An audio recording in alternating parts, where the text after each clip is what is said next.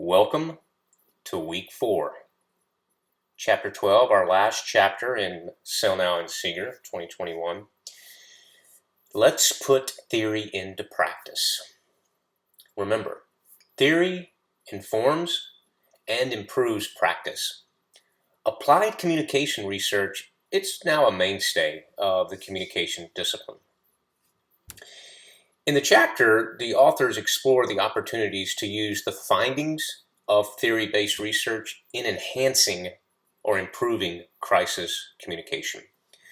They explore questions related to ontology, axiology, epistemology, keeping in mind that ontology is the reality of the crisis, right? The threat, surprise, short response time, things like that. Axiology is the values expressed in response. Think about audience needs, organizational needs. What are the policy implications? And then epistemology. How do we use this crisis in the future, right? What kind of messages did we share? What crisis type was it? What medium did we use? What was the source? Now, as I've advised you throughout the term, don't get lost in theory. Focus on the application. And remember, whether messages are spoken, written, mediated, however those messages get out, the ultimate goal in most crisis communication research is to enrich and expand the options available for maximizing their effective communication effectiveness. Okay? So focus on how you can use these crisis communication theories and applications for your own organization and how you can be prepared for the next crisis that you will face. Scholars are consistent in their recognition that media provide the most expedient route. So whether that's traditional media or social media, we've got to learn those trades, right? Because that's how our audiences are going to get the message. And it's especially key during a crisis. This is the reason why media training is so important. If you're responsible for communication, especially crisis communication within your organization, part of your business, part of your responsibility should be media training. That's something that we do quite extensively within the military. It's something that I've done for many decades. Hopefully it's something that you're familiar with.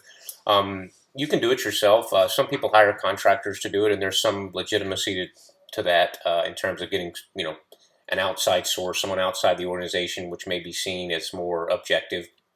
And they have, an easier time doing some of the training that's required. But however you get the media training done, just make sure that you are doing it. And then finally, the relevance of social media to crisis communication. That's not in question. It will be a part of how you communicate in a crisis. But don't get hung up on Facebook, Twitter, LinkedIn, you name it, whatever, right? Those things will ebb and flow in terms of their popularity. Just understand the basics of good, effective social media. We don't delve too far into that in this class. We have a whole other class that I teach and others teach on social media. But just know that there are, some basic tenets of good communication that are key in social media. And of course, my bottom line is whether we're talking about crisis communication, social media, strategic communication, even some advertising and marketing, for me, the basic principles of effective communication are always valid, right? Sender, receiver, message, feedback. Been around for millennia. And when you boil it all down, the most effective communication key, or the most effective basic principles of communication are still key. Okay, so that's from our primary text. A few additional readings this week. One is from Combs, talking about the value of communication during a crisis. The article extracts some key lessons from crisis communication research and basically offers two strategies. One, managing information, and two, managing meaning. Okay, this is another step, right? It's pretty easy to manage the information that we give. What are the facts? What do we know? How do we get that out? But it's important that you take the extra effort and ensure that the meaning is clear, right? So what we say, especially those of us who are in maybe larger organizations where we have our own, taxonomy or our own language that we speak, and abbreviations and jargon and all that, all those things have to be wiped clean. your audience may or may not know what those are, and you should never assume that they do. So that's just one example of why it's not just about the message itself, it's about the meaning of that message. If you want more, Table 1 in that article offers kind of an overview of the crisis response strategy. Kim and Cameron have an article about emotions matter in a crisis. And I like this study because I am not typically an emotional person. It's just not my personality. Nothing wrong with those who are more emotional, as this article shows, and why I need to read more of these articles. I'm very much a logical person. My early career in the Navy was as an engineer, and I tell people that I'm still a recovering engineer. I approach much of what I do in a very methodical engineering mindset. But the emotions are very key, especially when you think about something like communication. It's one of the reasons I love communication even more than my previous career as an engineer, because the soft sciences, there is no right answer. You and I can come up with different words and mean the same thing, or we can use the same words and mean two different things, right? We can have rational, reasonable disagreements over the best methods or measures to take in terms of a crisis communication. Not true of engineering. One of the things I liked about engineering is there is a right answer, right? The physics don't change. Now, what we know about science certainly changes and evolves, but the science itself does not change.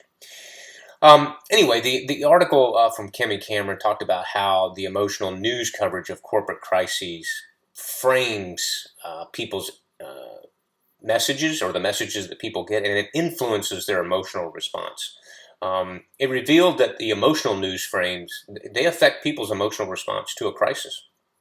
And there are also emotional frames that affect how individuals perceive the different types of corporate response. So you may be responding in a certain way, but the way it's portrayed emotionally affects other people's emotions, and that in turn influences whether or not your communication is effective.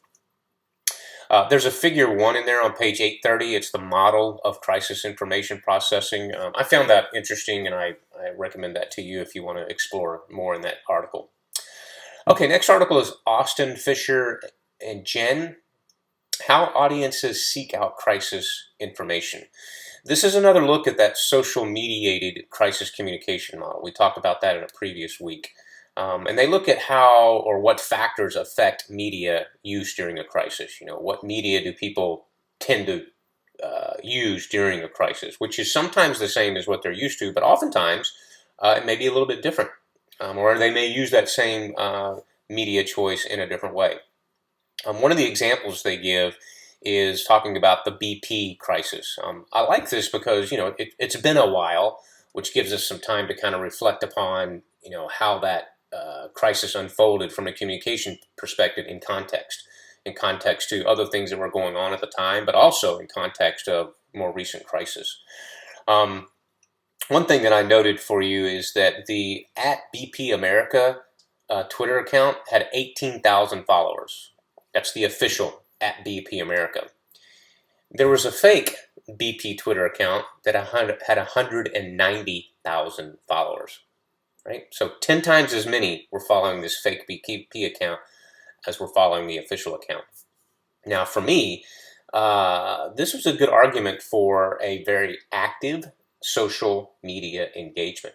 I remember years ago when we were first starting to dip our toe into social media in the Navy, and there were some who, were a little bit standoffish. They were concerned. And my argument was, hey, if we're not going to be in control of our own message, or we're not going to have a presence on social media, somebody else will. I mean, if there were no U.S. Navy Facebook page, somebody would have a U.S. Navy Facebook page, and then they would control the message. They would get those messages out. And thankfully, we're at a place now. I think most organizations, especially large organizations, have a pretty robust social media presence. Okay, 2 themes that the authors found explained why participants primarily use social media during a crisis. One was insider information, right? If you want to know what's going on, try to go to the source, and if that source is doing what they should be, hint, hint, then you're going to, follow their Twitter or their Facebook page or wherever they're putting out information because you trust that source. The other reason people use it is to check in with family and friends. You see this oftentimes when people may be near a crisis. They'll, check in safe, for example, or just let people know in a very quick way, hey, I'm safe, or here's where I am, and this is the assistance that's available, or the assistance that's needed.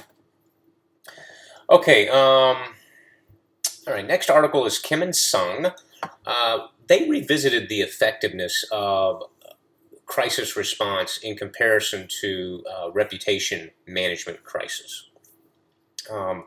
I like that they note that no organization is free from crisis. Some may make bigger news than others, but every organization has their crisis. It's just the nature of it's the nature of being alive, right? There's always ups and downs. And the thing for us to keep in mind in terms of the organization is that a company's reputation, it can be destroyed in a matter of seconds from a single incident. That's why I encourage you to make sure you're prepared, because things happen because of or in spite of what an organization does. As communicators, we have a responsibility to be prepared. And part of our preparedness is making sure that we have a solid crisis communication plan to respond when those things happen. Okay, that's all for this week. As always, I encourage you to stay ahead with your assignments, stay engaged in the discussion board, and most importantly, enjoy your time of learning.